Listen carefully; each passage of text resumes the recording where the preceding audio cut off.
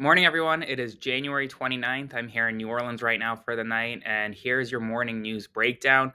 As always, to all those who have become paid subscribers over the past 24 hours, thank you so much from the bottom of my heart. Truly means the world to me. If you want to support my work and become a paid subscriber today, the easiest way to do so is by clicking the button below and becoming a paid subscriber today. As always, this is going to be 4 or 5 minutes in length. I'm going to break down all the news from overnight, and we're going to just jump right into it. The big news of the morning is that egg prices in America are soaring right now. Egg prices are up in the past couple of weeks, more so than they ever been before. And the reason is because of the bird flu outbreak that has spread California and really across America, killing a number of chickens that have been producing eggs. And as a result, the eggs are unusable. People don't have enough eggs. It's a supply shortage. And as a result, because demand is so high, prices are skyrocketing right now. And the federal government has no answers, at least at the moment. Meanwhile, on Capitol Hill, today is a big day for RFK Jr., who is hearing. He has his confirmation hearing to be the next Secretary of Health and Human Services. If you recall yesterday, RFK Jr.'s cousin, Caroline Kennedy, who's a former U.S. ambassador, came out and blasted RFK Jr. as a predator to women and others around him. She talks about how he paraded around the fact that he would literally blend up animals in a blender and show that off to people. It was a very weird comment about RFK, but it's pretty clear that RFK's own family doesn't support him. And right now, there is trouble in Camp RFK.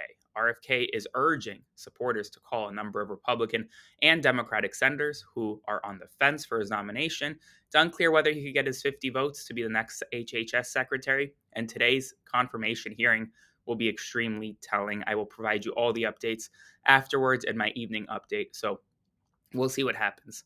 Meanwhile, in Iowa, Democrats secured a huge victory overnight in Clinton, Iowa, where in the Senate special election, Senate District 35, it's a state Senate seat, the Democrat won by about 3.5, 4 points. Now, why is this significant? Well, that district in 2024 in November voted for Donald Trump by over 20 points.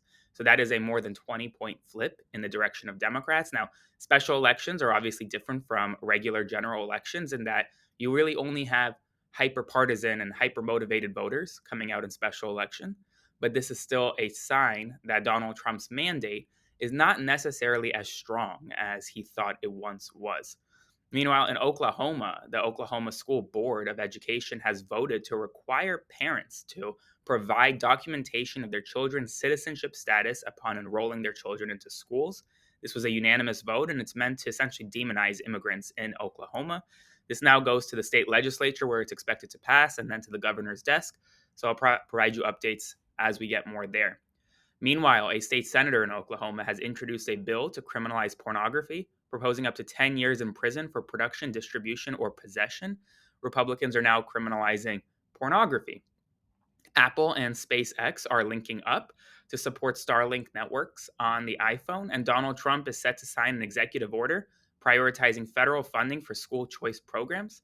Meanwhile, the Los Angeles School Police Department, which is the second largest school police department in the entire nation, has come out blasting any suggestion that they would work with ICE, saying that they will not work with ICE or CBP to conduct raids in LA County schools. Now, remember, previously, ICE was not allowed to enter schools to conduct raids, but now under the Trump administration, that has changed. And it's causing some problems for the Trump administration as Tom Homan went on Fox News, that's Donald Trump's borders are, and criticized the pace of ICE's arrests, blaming sanctuary cities for complicating efforts and warns of collateral arrest if they want to play the game.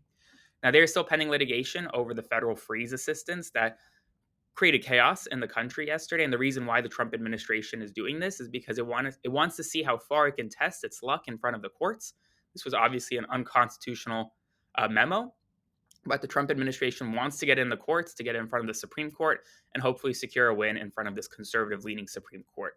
We'll see what happens, but at least temporarily, the memo freezing federal assistance is frozen. So it's paused, at least until I believe it's Monday or Tuesday until next week. So more litigation will come, and I'll let you know once we know more.